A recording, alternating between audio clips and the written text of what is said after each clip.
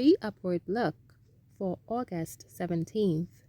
The reading is entitled, Using Your Talent of Influence.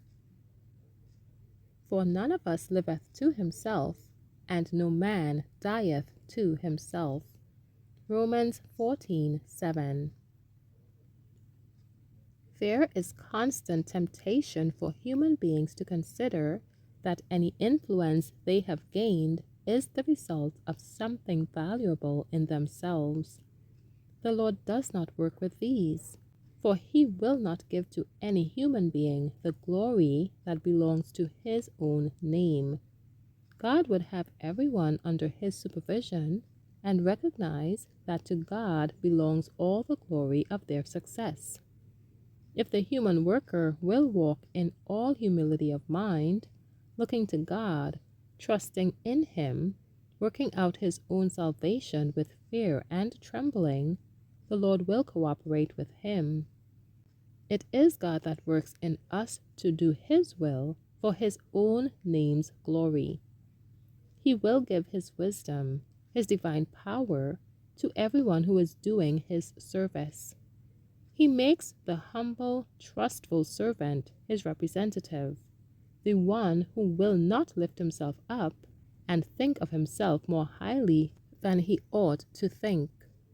The life of such an one will be dedicated to God as a living sacrifice, and that life he will accept and use and sustain.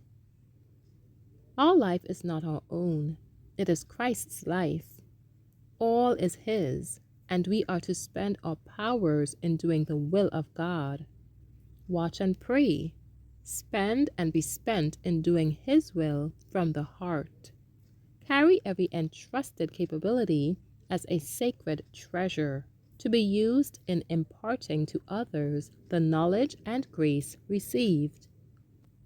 Nehemiah, after gaining so great an influence over the Persian monarch in whose court he lived, and over his people in Jerusalem, instead of ascribing praise to his own excellent traits of character, his remarkable aptness and energy, stated the matter just as it was.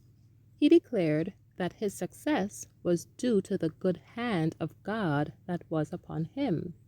He cherished the truth that God was his safeguard in every position of influence. For every trait of character by which he obtained favor, he praised the working power of God. And God gave him wisdom, because he did not exalt himself. The Lord taught him how to use the gifts entrusted to him to the very best advantage, and under the supervision of God, these talents gained other talents. Every jot of influence is to be appreciated as the gift of God. The eye of the mind is to be single to the glory of God. Then the sense of responsibility will increase. Our talents will be put out to the exchangers to increase and double. There are hundreds of men and women who, if they had a proper appreciation of the heavenly trust, would go diligently and earnestly to work to use what they have. Prepare to meet thy God in peace.